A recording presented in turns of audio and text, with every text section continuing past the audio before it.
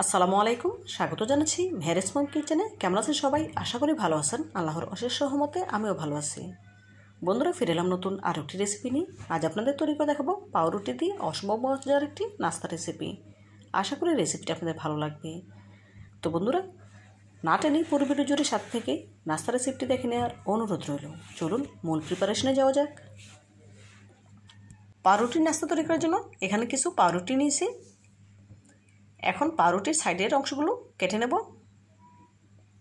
দেখুন, সমান করে নিয়েছি।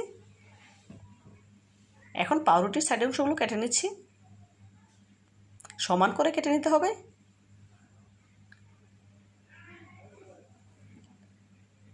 চতুর্দিকের সাইডের অংশগুলো কেটে নেব।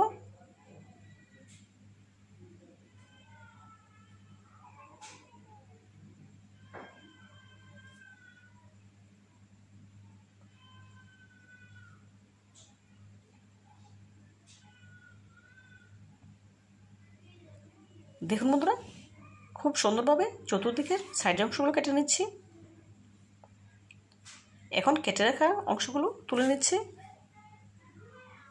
এভাবে করে আরও 4টি খুব ভালোভাবে কেটে নিয়েছি। দেখুন,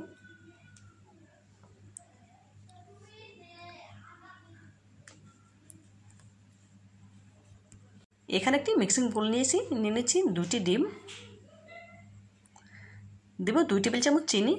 চিনির পরিমাণটা আপনারা আপনাদের স্বাদ মতো দেবেন। যে যেমন মিষ্টি খান সেই অনুযায়ী দেওয়ার চেষ্টা করবেন।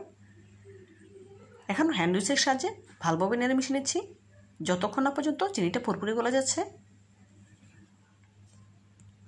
দেখুন বন্ধুরা, এই পর্যায়ে চিনিটা পুরোপুরি গলে গিয়েছে। এখন এর সাথে অ্যাড করে দিচ্ছি মেজারমেন্ট কাপের 1 কাপ লিকুইড দুধ। এখন নেড়ে মিশিয়ে নিচ্ছি। মিশিয়ে নেওয়া হয়ে গেলে এই পর্যায়ে এর সাথে অ্যাড করে দেবো 1/2 চা চামচ ভ্যানিলা এসেন্স। ভ্যানিলা এসেন্স দেওয়ার কারণে ডিমের গন্ধটা দূর হয়ে খুব সুন্দর একটি ফ্লেভার আসবে, সেজন্য দিয়ে দিলাম। চাইলে আপনারা স্কিপ করতে পারেন।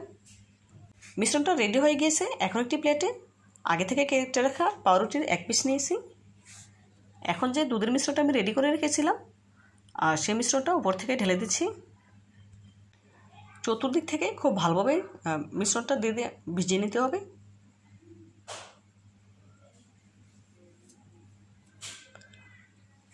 তার উপরে আরও একটি পাউরুটি পিস দিয়ে দিচ্ছি।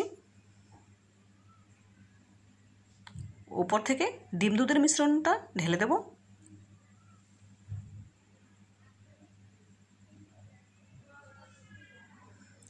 এভাবে করে একের পর এক পাউরুটিগুলো দিয়ে এভাবে ভিজিয়ে নিতে হবে।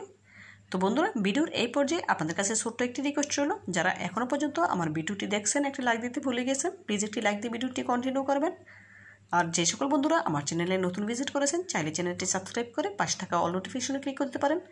এতে করে যখনই কোনো নতুন ভিডিও আপলোড করব সবার আগে আপনার কাছে পৌঁছে যাবে। অলরেডি যারা এই কাজটি করে নিয়েছেন আপনাদেরকে জানাই অসংখ্য ধন্যবাদ। দেখুন বন্ধুরা, এখানে আমি 4 পিস পাউরুটি আর ডিম দুধের মিশ্রণে ভেজে নিয়েছি। ভেজে নেওয়ার জন্য চুলা একটি প্যানে দিয়ে দিলাম 1 টেবিল চামচ ঘি। ঘিটা যখন গরম হয়ে আসবে তখন প্যানের চতুর্দিকে একটু সরিয়ে নেব। ডিম দুধের মিশ্রণে পাউরুটিগুলো ভিজে রেখেছিলাম সেগুলো এখন প্যানে দিয়ে দেবো। এই পর্যায়ে পাউরুটিগুলো কিন্তু অনেক সফট, খুব সাবধানে দিতে হবে। এখন একটু স্প্যাচুলার সাহায্যে চেপে দেবো যাতে করে পাউরুটিগুলো সমান হয়।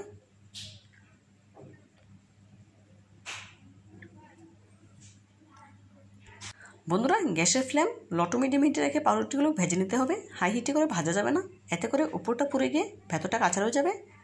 সেজন্য শুরু থেকে শেষ পর্যন্ত লো টু মিডিয়াম হিটে রেখেই পাউরুটিগুলো ভেজে নিতে হবে। দেখুন বন্ধুরা, এখন আমি খুব সাবধানে পাউরুটিগুলো উল্টে নিচ্ছি।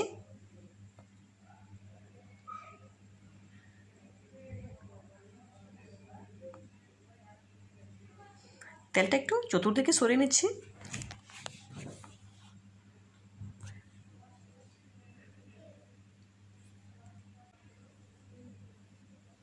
বন্ধুরা, এই পাউরুটিগুলো কয়েকবার উল্টে পাল্টে ভেজে নিতে হবে। যেহেতু এখানে কয়েক লেয়ার পাউরুটি আছে সেজন্য আবার উল্টে দিলাম। স্প্যাচুলার সাহায্যে একটু চেপে দিচ্ছি। বন্ধুরা, এখানে আমি আরও 1 টেবিল চামচ ঘি অ্যাড করেছি, দেখেই বুঝতে পারছেন। বন্ধুরা, এই পর্যায়ে পাউরুটিটা কিছুটা ড্রাই হয়ে এসেছে।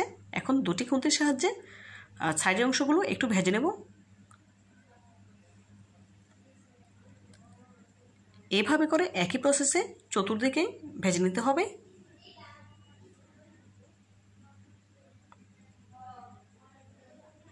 দেখুন বন্ধুরা, কয়েক সেকেন্ড রাখার পরে কালারটা কিন্তু অনেকটাই চেঞ্জ হয়ে এসেছে। এভাবে করে চতুর্দিকেই ভেজে নিচ্ছি। বন্ধুরা, এভাবে করে উল্টে পাল্টে চতুর্দিকে ভেজে নিয়েছি। এই পর্যায়ে পাউরুটি নাস্তাটা আমার ভাজা হয়ে গিয়েছে। এখন প্যান থেকে তুলে নেব। একই প্রসেসে বাকি পাউরুটির নাস্তাটা ভেজে নেব। দেখুন বন্ধুরা, পাউরুটি নাস্তাগুলো দেখতে কতটা সুন্দর হয়েছে। দেখতে যতটা সুন্দর, খেতে ততটাই সুস্বাদু। আপনারা একবার হলেও আমার এই রেসিপিটি ফলো করে পাউরুটি নাস্তা তৈরি করে খেয়ে দেখবেন, খুবই ভালো লাগবে ইনশাআল্লাহ। এভাবে তৈরি করে বাচ্চাদের স্কুলের টিফিনও দিতে পারেন, বাচ্চারা খুবই মজা করে খাবে। তো বন্ধুরা, আমার এই রেসিপিটি যদি আপনাদের একটু হলেও ভালো লেগে থাকে, প্লিজ লাইক, কমেন্ট এবং শেয়ার করবেন। আর আমার চ্যানেলটি সাবস্ক্রাইব করে আমার পাশে থাকতে একদম ভুলবেন না।